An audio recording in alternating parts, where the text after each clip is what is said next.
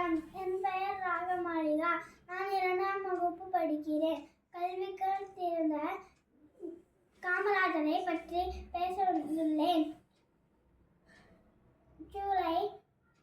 ஜூலை மாதம் 15ஆம் நாள் 1903ஆம் ஆண்டு விருதுநகரில் பிறந்தார். தந்தை குமாரசாமி, தாய் சிவகாமி அம்மாள். வறுமை காரணமாக பள்ளி படிப்பை பாதியிலே நிறுத்திவிட்டார். தமிழ்நாட்டின் 9 ஆண்டுகள்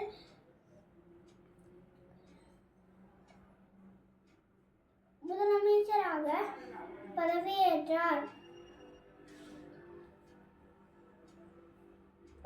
பள்ளியில் இலவச சீருடை மற்றும் மதிய உணவு திட்டத்தை தொடங்கி வைத்தார். நன்றி.